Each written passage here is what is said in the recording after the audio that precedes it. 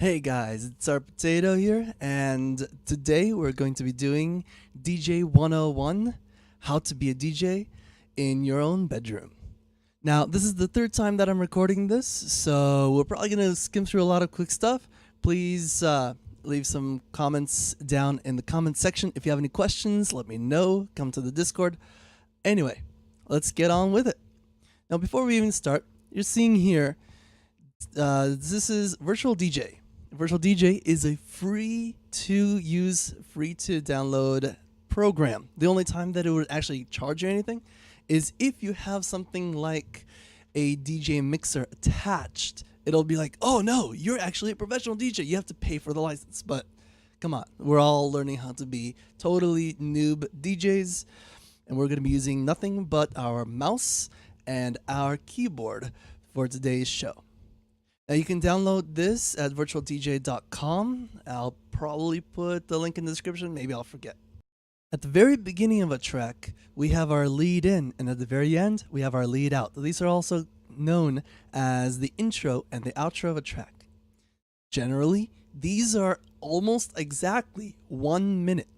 What makes lead in and lead out so special is that a lot of these tracks are designed to go to the DJs, to go to the clubs, and to make it really easy for the DJs to pick up and play any song that they might find. The first and last minute of the song are almost nothing but some, very simple melodies and mostly just drums. It's very steady, not much is going on. This makes it beautifully easy to mix the lead in of one song with the lead out of the next. After the lead-in, we have the breakdown. That's where most of the instruments disappear. They're taken out and reintroduced one by one in the build-up. The build-up is where the DJs go with their hands up in the air and start screaming into the microphone. After the drop, we have the body section. The body section is important in that this is where most of the people like to dance. It's full of energy, packed with lots of melodies and drums, hi-hats. It's basically the core of the song. This breakdown, build up, drop, and body section is a pattern that usually repeats at least one more time in each song. You'll see this many times. You'll have the breakdown, build up, drop, body section, and then again, breakdown, build up, drop, and body section. In the very first lesson, we're going to focus exclusively in the lead in and lead out. But in lesson 2, when we learn how to mix different parts of the song, not just the intro and outro, we'll learn that the buildup of one song could be the lead in of that song. And the body section could be the lead out, depending on how you want to mix it. My favorite way of mixing is using the buildup of one song to transition from the outro of the other song. It's very fluid. The build-up usually has a lot of singing, melodies, but no drums. And the outro of the other song, the lead out, has mostly drums, so it flows pretty well. Once you've installed Dekadence and you start it up, it'll kind of look like this. You'll have a lot of other stuff down here, but in short, this is not very useful. So before we do anything, I'm going to ask you to reconfigure the welcome screen and all the stuff. You won't see it, but in the top right corner, you see a little gear icon. You won't see what I do, but I'll explain it as I'm doing it myself. Click on it, and then go to Interface. In the drop-down menu under Default, you want to choose 2 decks. As I click it, you see how everything changes. You can exit out of this menu, and there's one more thing you'd like to change. And at the very top, to the left of these 8 little rectangles, you'll see a squiggly line. If you click down on it, you want to choose Horizontal Scratch Wave.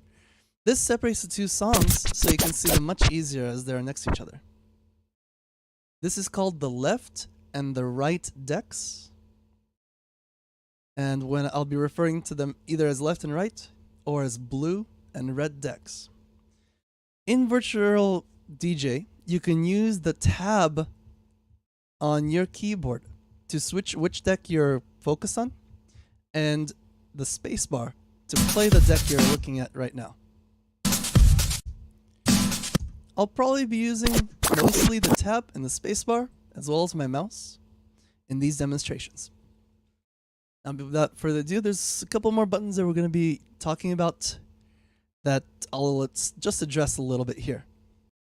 These two sliders here are called the pitch. What they do is they change how fast the song is going. Let me just give you an example.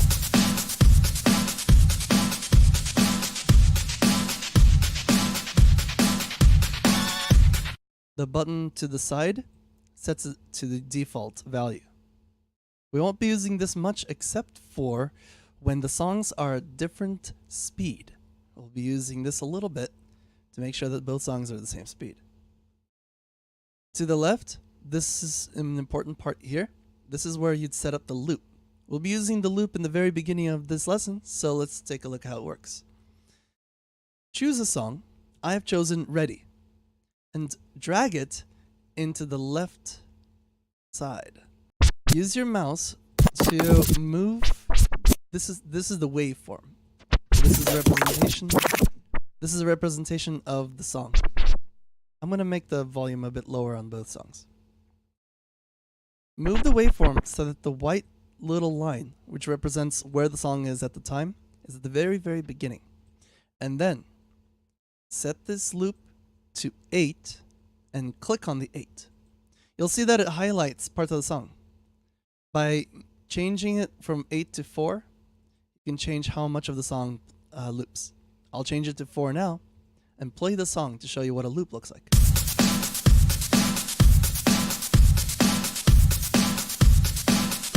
Now, that's all nice and good, but not very useful for practice, right? Wrong. I put the same song on both the left and the right decks.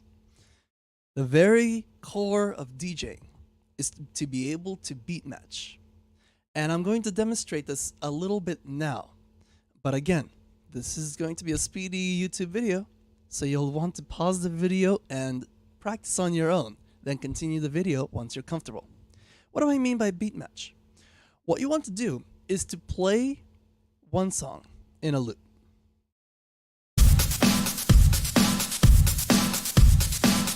Then use the tab button to switch to the other song and then press spacebar as soon as the loop starts on one of them. You want to time it as well as you can, but it's okay if they're off. If the songs are off by a little bit, you can use these little pluses and minuses to slightly speed up a song while you're holding it down or slow up the song down a little bit. I'm going to play two songs, or I should say, I'm going to play the left track, then intentionally play the right track off beat. Then I will use the pluses and minuses to correct. So let's get on with it.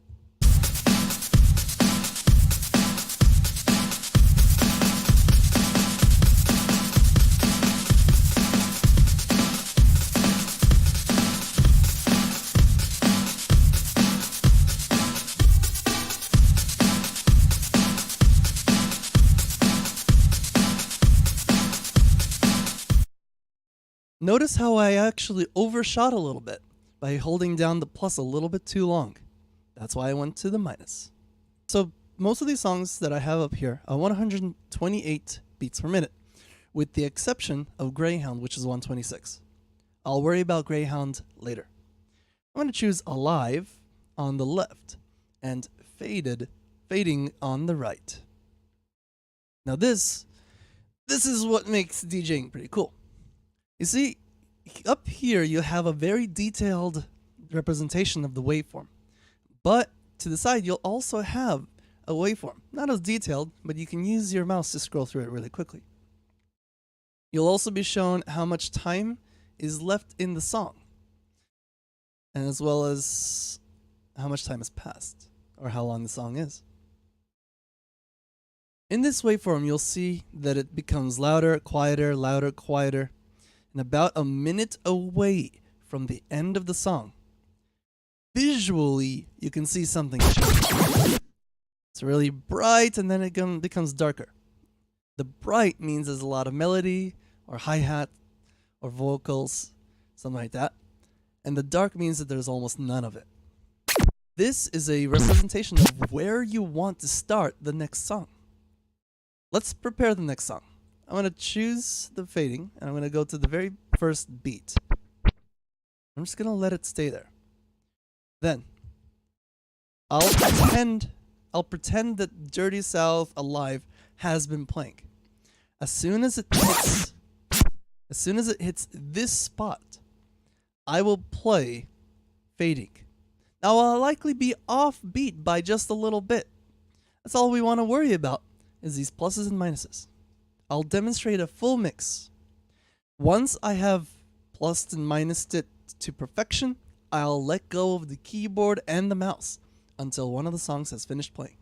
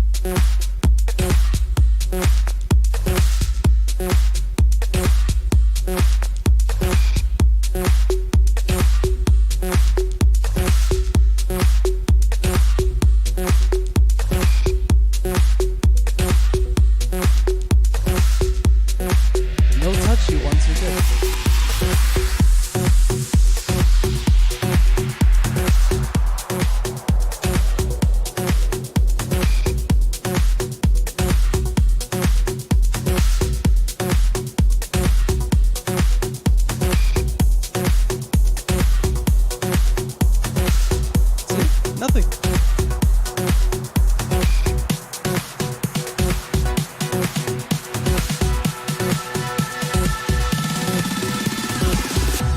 You shut me out. I just wanted to demonstrate that you can mix even without worrying about any of the other buttons. Here, let me show you again. I'll put Congo on the left and Vago on the right. We'll start with Congo. We'll pretend it's near the end, so we're going to look for what would be about a minute remaining. Oh, look. This looks like a really important spot. Right, it's right, comes dull. That's perfect. The left track is already set up. And again, all I'm going to do is start the left track once the right track is at the right time. Again, I'm using visual indicators because we are a Lesson 100 noob class. So, once I finish that, I'm going to use the plus and minus of the song coming in to correct for mistakes, speed it up or slow it down. You gotta use your hearing on this one. Visuals are not gonna help too much. And then, hands off the keyboard until it's finished. Let's take a try.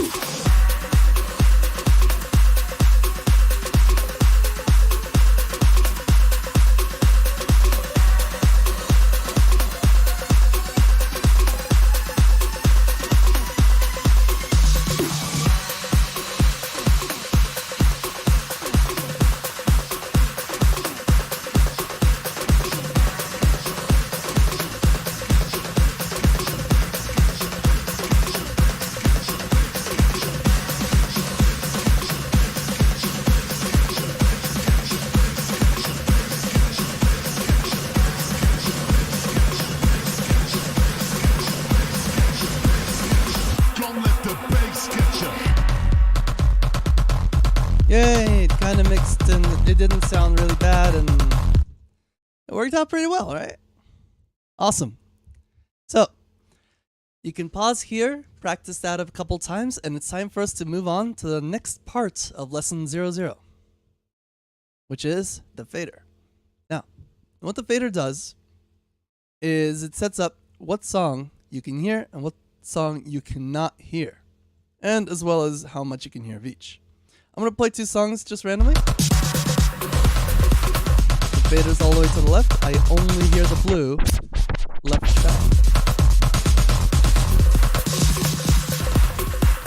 faders all the way to the right, only hear the right track.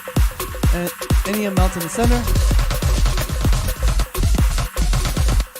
I hear both tracks. Now, why is this useful, you might ask? When you mix a song, you don't really want to show off how incorrect your initial try is.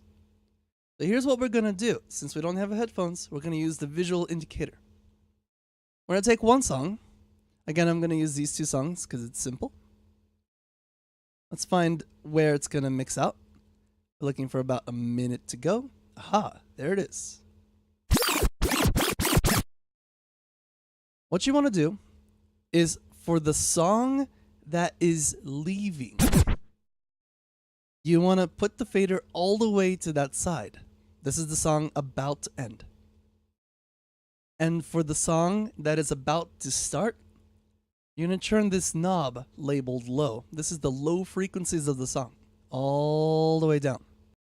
The reason you do this is low frequencies are very prevalent at the very beginning of a song. So if you turn it down, well, it makes those frequencies and that part of the song harder to hear, which is perfect for us. What you want to do is, as you're mixing it, you first use the visual indicator as best you can to line up these little dots with the dots on the bottom. Then, you're going to move this fader about a fourth of the way across and use the whatever you hear with the plus and minus to fix it all the rest of the way. We'll move the fader to the center, increase this to the center, and decrease this one here. So again, you're going to move from the song exiting to the song coming in about a quarter of the way. Correct for any beat matching. Then, increase the low frequencies of the song coming in and decrease the low frequencies of the song coming out. Once you're finished with that, and this fader is in the center, we do the exact same thing where we do hands off the keyboard. Let's give it a shot. We'll choose two new songs. We'll use Fading and Congo to demonstrate. Which song? Let's have Fading leave and Congo come in. So we'll pretend that Fading has been playing. In about a minute to go, we'll be watching for our visual indicator and listening for the change. About here. I've even marked it for myself. That giant visual indicator, it's nice. This is the song coming in, so to prepare, I'm going to move the fader all the way to the left and lower the frequencies of the song that's coming in. I'm also going to set this up to the very beginning. There we go. Watch and observe. It's the best way I can show you.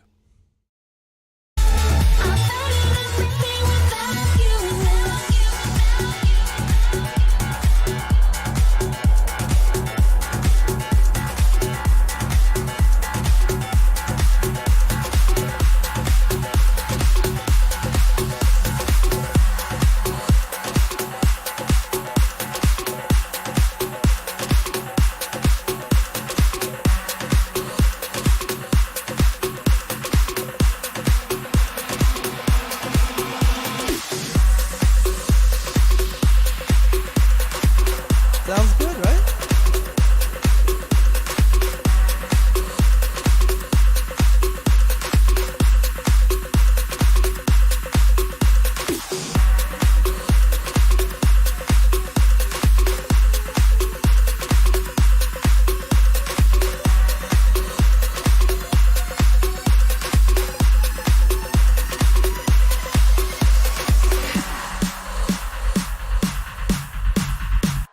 And we're finished. The song that's leaving has ended on its own. We didn't have to worry about this thing anymore. And we're good to go. I'll show you one more example of this, but this time I'm going to be mixing in from Congo, which will prepare, to Greyhound. Now the interesting thing is Greyhound is 126 beats a minute. By standard, it's 126. It's 126. So as this song is progressing, you will use this here slider and just slow it down just a little bit. So this number up here is 126. That's close enough. Now when you mix it from one song to the next, it'll be fluid, as if they were both the same speed to start with. About a minute to end is right here. There we go. We know where we're mixing out. To prepare, slider all the way to the right, because that's the song that's currently, quote, playing. The low frequencies of the song coming in, of the Let's song, are at their very minimum. Both tempos are the same. Let's go.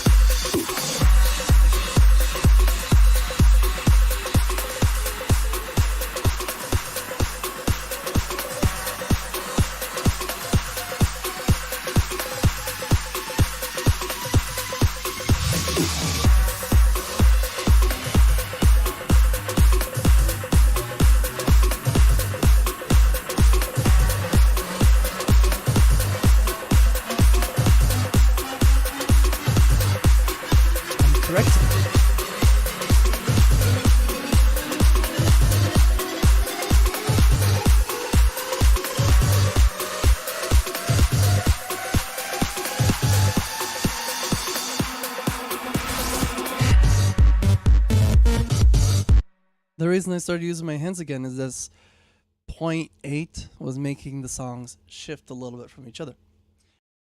All right. I suggest you practice this a bit on your own, because we're about to start lesson 2. Now I realized just now that the lesson text was hidden all the whole time, but don't worry about it. Don't worry about it at all. What lesson 2 is going to be should be much shorter than the first one. We'll be learning about how to use more than just the very first and very last minute of a song. And we'll be learning about how to use the loop feature. As a DJ, what you're able to do is you're able to find in the song where the buildup is. Let's take a look here. We're trying to look for and listen for somewhere where there's singing or there's just melody but no drums.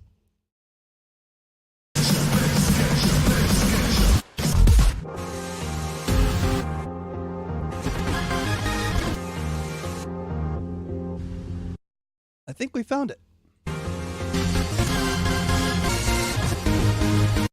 We want to choose somewhere where this is either a huge change or where it just starts. Let's see if we can find where it starts.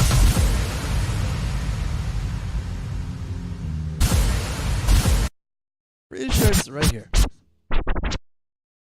If you can't find out where it starts, just listen to where it becomes much louder.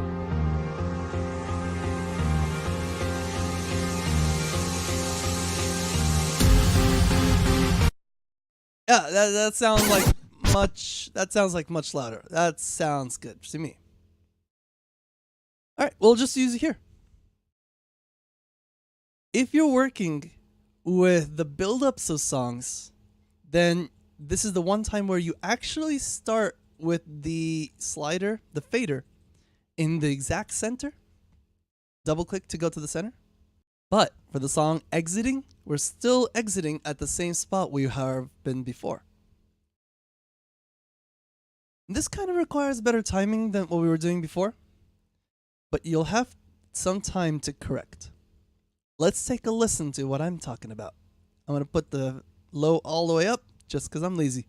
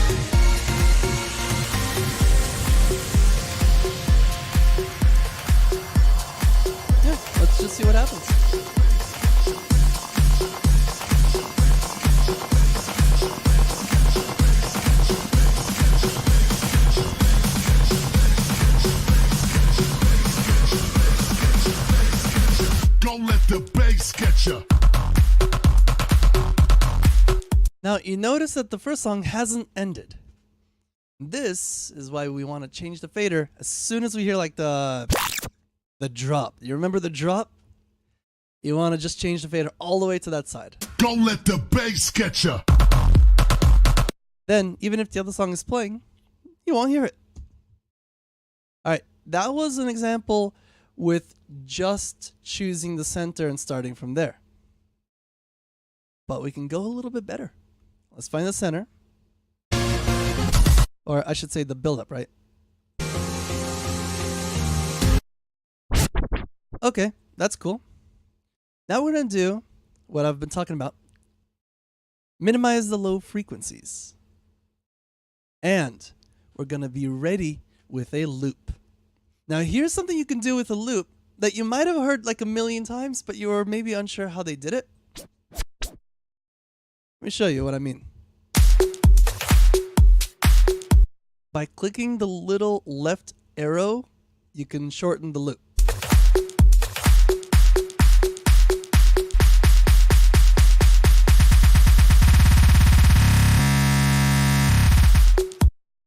As soon as it goes to this part, it's already so repetitive that starting a loop, nobody will notice. And we can make it go jank, jank, faster, faster, faster until don't let the bass get you, and then we move this all aside. Let's take a look. I'll be doing a lot of stuff with the mouse, so pay attention to that.